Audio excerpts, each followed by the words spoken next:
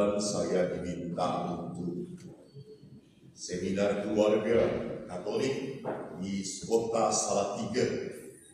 Salatiga salah satu kota yang terkenal sebagai kota yang paling nyaman untuk pensiunan. Segalanya murah, memang ramai. Sewaktu malam hari saya duduk, saya melihat beberapa umat sedang menyiapkan ronce janur. Dan di pojok ada seorang ibu tua. Setelah saya tanya, rupanya usianya sekitar 79 tahun. Kulitnya sudah keriput, sangat kecil orangnya. Dia sedang meronce janur sambil diam. Dalam bahasanya, rakeh ngomongi, ning meneng, ning gawe. Ora koyo bapak-bapak meneng ning ngentekno panganan. Yang tidak tahu lihat terjemahan. Saya dekati ibu itu, lalu saya tanya, Bu, terus pundi kabaripun? Saya mau matur nuwun sanget. Ibu Katolik, kok bocah Katolik Romo. Sejak kecil saya Katolik. Saya dilahirkan tidak Katolik. Akhirnya saya dibaptis. Saya sejak dulu di gereja Katolik, saya pelayanan di gereja Katolik, saya merasa damai, sukacita di gereja Katolik. Saya sekarang tua, ya sudah saya melayani di gereja Katolik. Itu membuat saya hidup saya tentrem, ayem, romo. Lalu saya, Ibu ada sakit? Oh, yang sakit apa-apa semua kerasa romo. Tapi kalau dirasa nih, ya ora iso apa-apa. Aku tak rasa-rasa nih kok. Mergone kuwi, lah kok saya pakai Jawa semuanya. Saya tidak dirasa-rasakan kok kalau sakit. Makanya saya pergi ke gereja melayani, malah sukacita. Ya. Usia sudah tua, dia merasa diberkati. Justru pada saat hidup dia diberikan untuk pelayanan, dia merasa damai. Saya ingat dalam dekrit Konsili Vatikan kedua, Gaudium et Spes atau apa nanti tanya Pastor Leo yang pintar. Manusia memberikan seluruh berkat, Allah memberikan seluruh berkat untuk manusia. Tetapi manusia hidup untuk Allah. Maka bacaan Injil hari ini menarik. Yesus pribadi yang tergerak hatinya oleh belas kasihan kepada penderitaan orang. Tergerak oleh belas kasihan itu bukan hanya kasihan ya lu, itu bukan belas kasihan. Belas kasihan mendorong Yesus untuk melakukan sesuatu, meringankan penderitaan. Itu orang yang tergerak oleh belas kasihan. Maka waktu terakhir di dalam perikop ini dikatakan apa? Kenapa manusia harus berbelas kasih? Karena kamu telah memperoleh hidupmu secara cuma-cuma, maka berikanlah dengan cuma-cuma. Bagus. Manusia itu sudah diberkati oleh Tuhan dengan cuma-cuma, maka berikan juga dengan cuma-cuma. Nah, Romo, kalau orang sudah dapat dengan cuma-cuma, lalu gak ngasih dengan cuma-cuma, bagaimana? Nah, dia hidupnya percuma. Tidak ada artinya. Bahkan dalam Injil Lukas dikatakan dengan tegas sekali, dan ini diangkat waktu tahun kerahiman ilahi, hendaklah kamu murah hati, sama seperti Bapamu murah hati. Dan ukuran kita dihakimi oleh Allah adalah kemurahan hati. Maka bagus toh, kapan Tuhan aku melayani engkau? Pada saat engkau melihat aku dan dalam orang kecil, dia lapar, kau beri makan. Dia haus, kau beri minum. Dia telanjang, kau beri pakaian. Pada saat dia sakit dalam penjara, kau kunjung. Disitulah letaknya kita dihakimi. Belas kasih, kemurahan hati. Ini pun adalah pesan utama dalam Injil. Bahwa kemurahan hati adalah apa? Adalah tanda-tanda kerajaan Allah sudah dekat.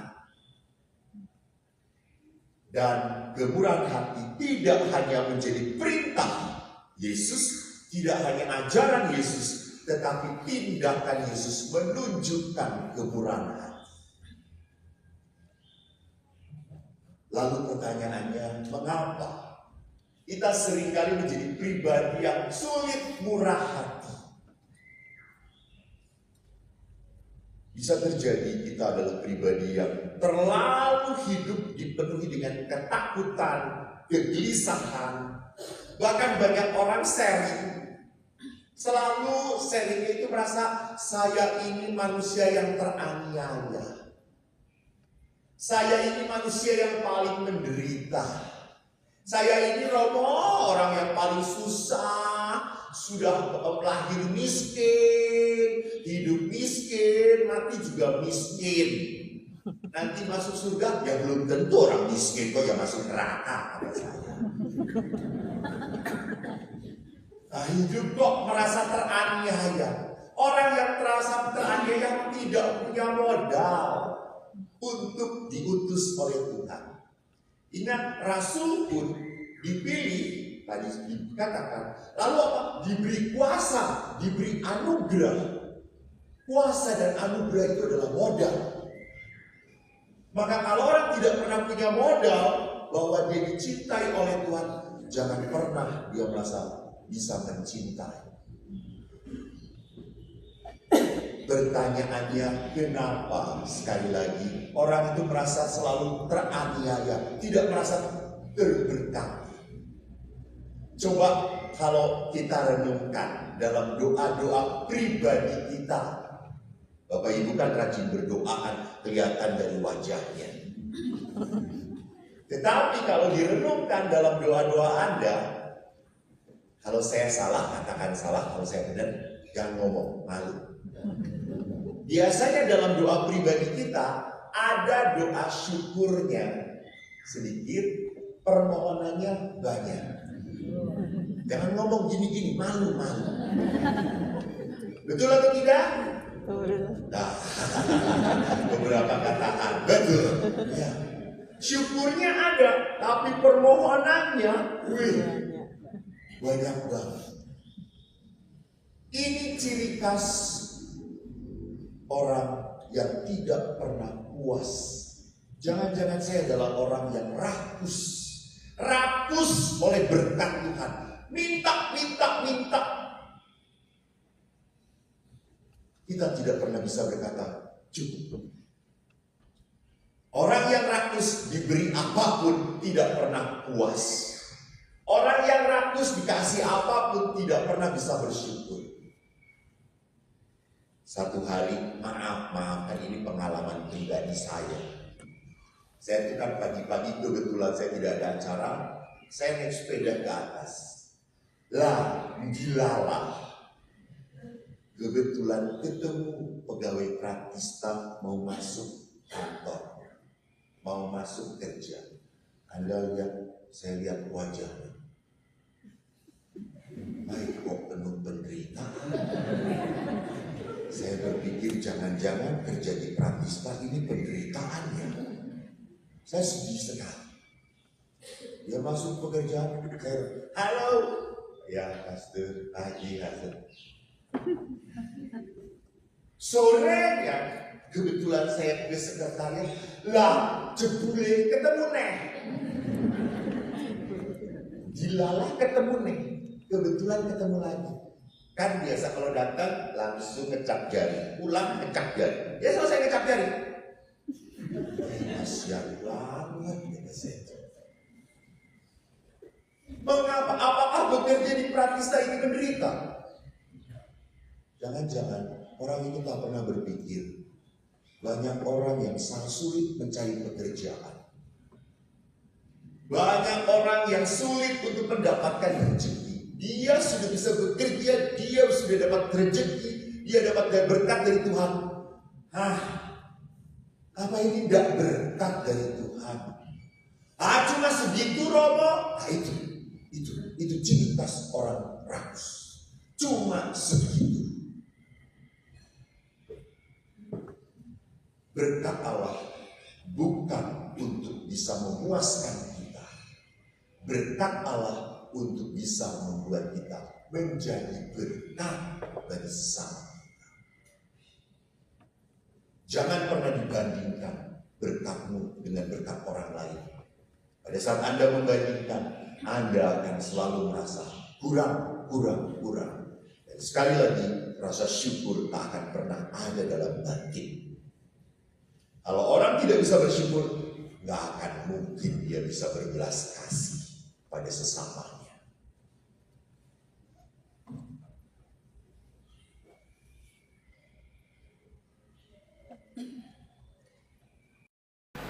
Saudara-saudari, Bapak Ibu, rekan-rekan muda, anak-anak semuanya, Shalom Alaikum. Bekerja untuk mendapatkan nafkah itu harus, terutama untuk mereka yang sudah punya tanggung jawab. Kalau orang tua, maka punya tanggung jawab untuk mencari nafkah, cari duit supaya dapat membesarkan anak, membayar ini dan itu, anak bisa sekolah, punya rumah, punya segala macam kebutuhan diri kita. Jadi mencari nafkah harus kewajiban supaya dapat hidup berjalan dengan baik. Namun ketika sudah punya nafkah, kemudian ada satu hal lain, bahwa ternyata bekerja itu tidak hanya untuk cari duit. Nah, itu dia saudara-saudari. Itulah kurang lebih inti yang diajarkan dalam Injil hari ini. Kalimat terakhir jelas sekali, kamu menerimanya dengan cuma-cuma, maka berikanlah dengan cuma-cuma. Cuma-cuma itu nggak bayar. Artinya ada jenis pekerjaan yang kita lakukan perlu untuk sesuatu yang tidak dibayar. Jadi ada jenis sesuatu pekerjaan yang kita lakukan perlu ada yang nggak cuan terus. Kalau biasanya kan kita cari duit cuan gitu ya. Ini ada satu jenis lain dari hidup kita perlu untuk kita memiliki suatu pekerjaan yang tidak dibayar. Ini kalau dalam bahasa orang umum namanya pelayanan sosial. Kalau dalam bahasa orang umum kerja sosial. Kalau dalam gereja ya ini pelayanan spiritual. Dan memang saudara-saudari, dalam hidup kita ini ada pekerjaan jenisnya yang nggak pakai bayaran. Dan itu penting untuk kita sebagai manusia. Melakukan sesuatu tanpa dibayar, itu penting untuk pertumbuhan kita sebagai manusia. Paling nggak ada 3 hal pentingnya. Yang pertama, itu untuk diri pribadi kita. Penting untuk pertumbuhan kemanusiaan kita. Itu hal yang pertama. Penting sekali. Kerja nggak dibayar atau melakukan sesuatu nggak dibayar, itu penting untuk menumbuhkan kemanusiaan kita makin baik dan makin sempurna. Itu hal yang pertama. Yang nomor 2 itu adalah untuk persembahan kepada Allah. Ini lebih spiritual. Yang kalau pertama tadi itu lebih sifatnya kejiwaan, untuk jiwa kita sendiri. Yang kedua lebih tinggi sifatnya spiritual, persembahan kepada Tuhan. Itulah kenapa kalau dalam kurban misa sebelum doa syukur agung dimulai kan imam mengatakan, berdoalah saudara-saudari supaya persembahanku dan persembahanmu. Nah, persembahanmu tidak hanya kolekte. Persembahanmu yang dimaksud adalah karya-karyamu, pekerjaan-pekerjaanmu yang bukan melulu untuk cari nafkah. Itulah yang dimaksud persembahanmu. Jadi untuk persembahan kepada Tuhan yang spiritual. Nomor 3, sebagai kesaksian iman bahwa Tuhan sifatnya seperti itu. Itu jauh lebih tinggi lagi. Jadi ada 3 hal penting bahwa kalau kita melakukan sesuatu yang tanpa bayaran, bukan untuk cari cuan, bukan untuk cari duit, ada 3 hal penting. Yang pertama untuk kejiwaan kita sendiri, pertumbuhan kita sendiri. Nomor 2 persembahan kepada Tuhan. Nomor 3 untuk kesaksian sifatnya Tuhan tuh begitu. Memberi. Jadi menampilkan kesaksian bahwa sifatnya Tuhan adalah seperti itu. Saya ulas pelan-pelan sedikit saja. Nomor 1, untuk pertumbuhan kita sebagai manusia. Kalau kita melayani, melakukan sesuatu tanpa dibayar, itu kemudian muncul dalam jiwa kita perasaan berharga. Atau dalam kata lain, kalau kamu habis melakukan sesuatu yang nggak pakai bayaran loh, yang ikhlas, yang melayani, kalau kamu habis melakukan sesuatu yang tanpa bayaran, itu akan menumbuhkan rasa manfaat dalam jiwamu. Manusia itu sesenang-senangnya, sebahagia-bahagianya kalau di dalam jiwanya muncul rasa manfaat. Kalau kamu nggak pernah dalam jiwamu muncul rasa manfaat untuk orang lain, suram hidupmu. Benar itu. Kalau kamu sesekali paling enggak merasakan, oh saya punya manfaat, saya membawa dampak untuk orang lain, ini namanya sukacita. Bahkan bisa lebih gede lagi ini menjadi kebahagiaan. Yuk untuk ngecek begini, coba ingat-ingat kapan kamu berbuat baik, yang urusannya bukan bayaran loh ya. Coba ingat-ingat kapan kamu berbuat baik, membawa dampak, membawa manfaat untuk orang, terus ingat perasaan yang muncul. Itu namanya perasaan sukacita, bahkan melebihi itu namanya bahagia. Jadi itu guna yang pertama. Nomor dua tentu untuk persembahan kepada Tuhan. Sebab kalau kita beribadah, kita perlu membawa persembahan. Dan persembahan kita adalah karya, pekerjaan, pelayanan yang cuma-cuma tanpa bayaran. Nomor tiga, ini menunjukkan kesaksian. Tuhan itu begitu loh. Karena kita adalah saksi-saksinya Yesus Kristus. Tuhan sifatnya begitu. Tuhan itu sifatnya nggak transaksi. Kamu beri ini, saya beri itu. Nah begitu. Maka tiga hal inilah pentingnya kalimat terakhir dari Injil hari ini. Maka kalau yang sudah melakukan pelayanan, pekerjaan yang nggak dibayar, dalam berbagai macam hal juga di gereja, dalam masyarakat segala macam, sudah benar langkahmu. Kalau yang belum, yuk mulai cari yuk. Supaya kamu juga merasa manfaat dalam jiwamu, punya persembahan kepada Tuhan, dan memberi kesaksian. Begitulah sifat Tuhan. Demikian makna Injil hari ini. Semoga kita dapat memahaminya dalam iman dan terwujud dalam kehidupan. Shalom Alaikum. Ada sedikit tambahan refleksi dari saya. Mendengarkan bacaan Injil hari ini, saya mencoba bertanya-tanya, apa bedanya panggilan dengan profesi? Ya. Panggilan dan profesi. Lalu ketemu jawabannya. Jawabannya ada di AI. Ya. Bedanya adalah kalau profesi, kecenderungannya adalah kita berorientasi pada mencari nafkah, ya, profesi. Sedangkan panggilan itu terkait soal bagaimana kita mencari makna yang terdalam untuk hidup kita, supaya kita nanti pada akhirnya boleh sampai ke surga. Yang tadi istilah Romo Nofrin itu adalah mengejar kekudusan, ya. Jadi kalau kata profesi lebih dekat dengan kita mencari nafkah, sedangkan panggilan lebih dekat bagaimana kita memenuhi makna hidup kita supaya kita nanti boleh sampai ke surga. Maka kita bisa tes, misalnya ini panggilan atau profesi, ya, misalnya. Oke, pasti ada unsur dapat upah, dapat uang saku. Romo-romo juga dapat uang saku sebulan 2 juta atau 2,5 juta ya uang saku kita. 2 ya loh, Romo Nofrin 2 ya uang sakunya. Kok kita 20 juta ya saudara? Nggak sama, semua romo di Kuskupan Agung Jakarta flat sama. Mau direktur, mau pastor kepala, mau uskup, mau fikjen, mau pastor mahasiswa, semua rata 2 juta, ya. Memang di bawah UMP, ya. Nah, mari kita tes apa yang saya sebutkan ini lebih ke arah panggilan atau profesi. Menjadi romo dan suster, panggilan atau profesi? Panggilan. Menjadi guru, panggilan atau profesi? Nah, setengah-setengah nih. Ada yang teriak profesi, ada yang teriak panggilan. Menjadi dokter, panggilan atau profesi? Profesi. Profesinya lebih kenceng daripada panggilan. Padahal suka ada di mobil-mobil dokter itu dokter on call, ya kan? Dokter dalam panggilan. Wah, maka dia ngebut, ya. Sekarang menjadi bisnismen, panggilan atau profesi? Nah, makin kenceng profesi. Menjadi ini yang punya dapur MBG, panggilan atau profesi? Lo karya sosial lo itu. Kok karya sosial ingin menolong anak-anak yang stunting? niat sosial. Ya. Menjadi pengedar narkoba, panggilan atau profesi? Penjahat namanya itu. Ya. Maka menurut saya apa yang kita kerjakan bisa kita kategorikan begitu tuh. Memang untuk pemenuhan hidup kita, untuk penyucian diri kita, atau memang sekedar untuk cari nafkah. Ya.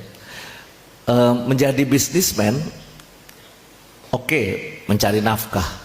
Tapi kalau menjadi bisnismennya benar, ya, menjadi kontraktor bangunan benar, menjadi tukang bikin kue, tukang bakso, menjadi orang yang punya warteg gitu ya, benar kerjanya dan jujur, saya kira itu bisa juga menjadi pemenuhan diri kita untuk bisa menyucikan diri kita. Tapi kalau semata-mata cari untung terus, apa-apa kok demi cari untung, menurut saya lama-lama itu sekedar profesi untuk hidup kita. Ditambah lagi profesi itu, ada profesi yang dekat dengan pekerjaan Tuhan, ada profesi yang melawan ajaran Tuhan. Kalau yang dekat dengan pekerjaan Tuhan, profesi gampang. Guru itu profesinya dekat dengan pekerjaan Tuhan. Dokter, perawat itu dekat dengan pekerjaan Tuhan, karena hari ini di Injil ada menyembuhkan orang sakit, ya. Itu juga bagian dari panggilan manusia. Tapi ada juga profesi yang memang melawan ajaran Tuhan. Pengedar narkoba, yang mengelola pinjol gitu ya. Ini kan sekarang pinjol makin meningkat dan sebagainya. Maka buat saya memang ada profesi-profesi yang memang menjauh dari ajaran Tuhan. Maka saya kira pada momen hari ini mari kita renungkan tentang jalan hidup kita. Apakah jalan hidup kita ini, pekerjaan-pekerjaan kita yang kita lakukan ini sebatas cari nafkah atau memang untuk penyucian diri kita? Menjadi pemain sepak bola mungkin profesi, tapi kalau setelah dia punya duit banyak, mungkin dia bikin yayasan ini dan itu dan sebagainya, dia mulai mencari arti hidupnya. Ya. Romo Sil masih ngantuk nih, karena habis nonton Brasil lawan Maroko. 1-1 atau berapa sekarang Brasil Maroko ya? 1-1 ya, rasain Brasil. Ya. Tapi inilah sekarang kita bisa melihat orang punya profesi macam-macam, bisa punya duit banyak ya dari profesi kita. Tapi kalau berhenti pada uang yang kita peroleh, maka itu tidak menuju jalan penyucian untuk diri kita. Maka mari kita gunakan kesempatan kita untuk bekerja, melakukan apapun untuk penyucian hidup kita. Amin.